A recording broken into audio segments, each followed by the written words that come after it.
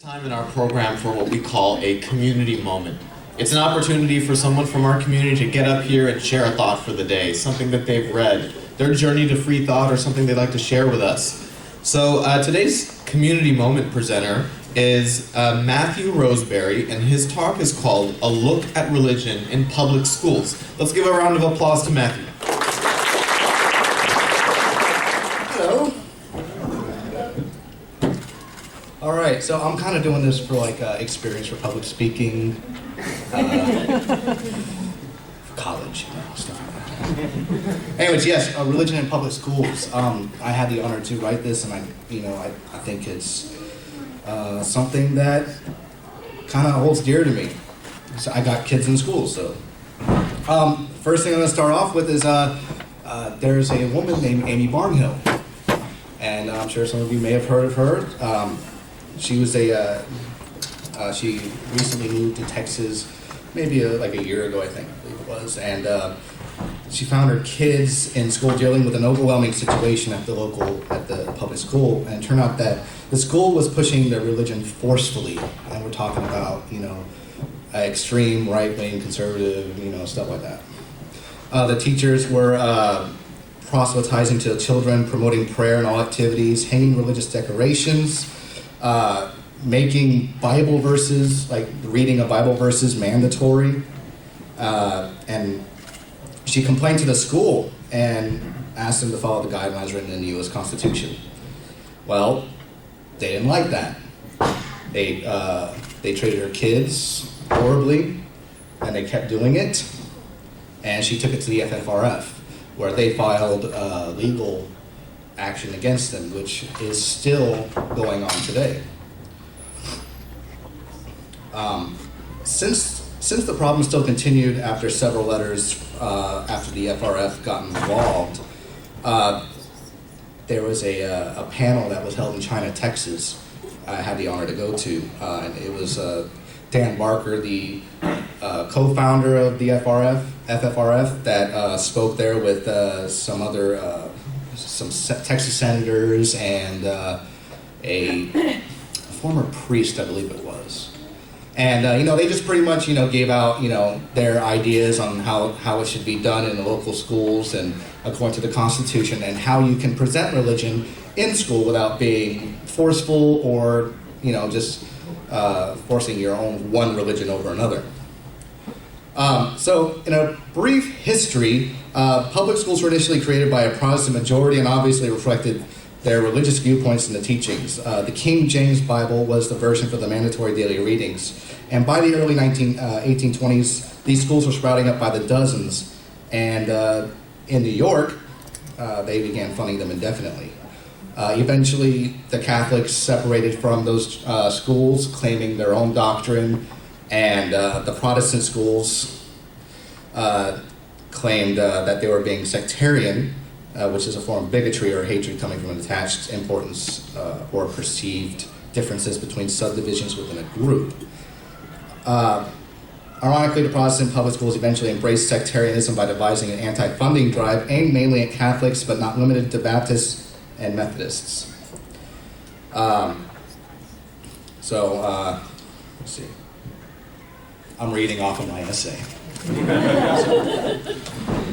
So the question is, should religion have a place in American public schools?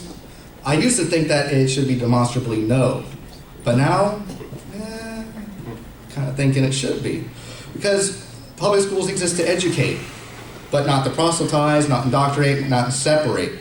All taxpayers support our public schools, which is an extremely diverse population of Christians, Muslims, Buddhists, atheists, and many more. Because of this fact, all public schools should be free of religious indoctrination and coercion. According to the Establishment Clause in the U.S. Constitution under the First Amendment, the government is prohibited from making any law respecting an establishment of religion. This clause also forbade our government from favoring one religion over another, and today these issues are still being addressed. So, first, prayer in schools. This is kind of a hot topic, actually. As our children grow and begin to generate their own ideas, they become very gullible to outside of ideas and opinion. They're like a sponge. The first thing when kids are young, the first thing that you teach them is going to be their base truth. So if you're teaching an ideology of religion or theology or whatever you want to call it, that's what they're going to hold true for many, many years, and you build on that.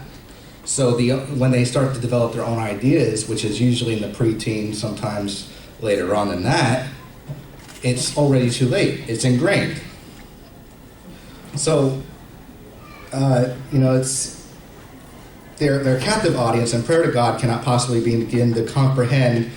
They can't begin to comprehend and understand how coercive and invasive it is.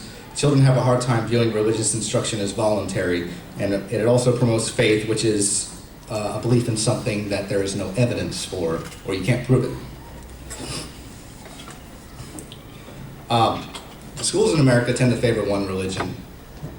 I mean, let's just face it. They claim that, there's diversity and that we favor all, but in reality, there's only one religion that they favor the most, and that's what they're going to present. And I found this very interesting. According to the Holy Bible, Matthew 6:5-6 reads, "Thou shalt not be as the hypocrites are, for they love to pray standing in the synagogues and in the corners of the streets, that they may not be seen of men. But thou, when thou prayest, enter into thy closet, and when thou hast shut thy door, pray to thy Father which is in secret." So that kind of led me to believe that, well, prayer can be in school, but it should be private. Shouldn't be forced. I mean, I would agree with that any day of the week. Another thing I wanted to bring up was creationism versus evolution. There's been a big debate on which one should be taught in our schools, and just based on personal, and I'm going to read this from my paper, that I think both should be taught. Because there's two ideas that if you're going to educate yourself, you need to be aware of what's out there. You need to know what the opposition is, or what you believe personally. If you believe in evolution, you should understand creationism so you can get a good idea on what you think may have happened. And you find the evidence for yourself. Do your own research. I mean, you don't have to be a qualified scientist to do research on this stuff. You can make your own opinions. But one shouldn't be taught over the other in our schools. We should be able to teach our kids that they have an option to learn about everything equally. And unfortunately, we can teach our kids all this stuff in the schools, but they're going to go home to their parents who are going to, enforce their own belief structure and agenda onto the kids anyways. But having that knowledge come from the school will give them a chance to really just kind of spark the the thought process. So when you're teaching religion and stuff like that, you need to be aware that you can't really just indoctrinate these kids. We need to show them that all religions matter in this, no pun intended, actually. You can teach religion, but you can't teach religion. You can teach about religion. There you go. So we just need to get them to understand that there's many religions out there, and they all deserve equal respect, no matter if you agree with it or not. This is the kids that are going to be running our country in the future, and if we're going to go the right direction, whether it still have religion in our society or not, we need to embrace the values that we kind of hold true here. Human people. We need to embrace people, and that's what we need to teach our kids. So let's stop claiming extreme religious right on our children and actually educate them to think on their own, because one day they will rise up and take over this country. That's it. I appreciate it.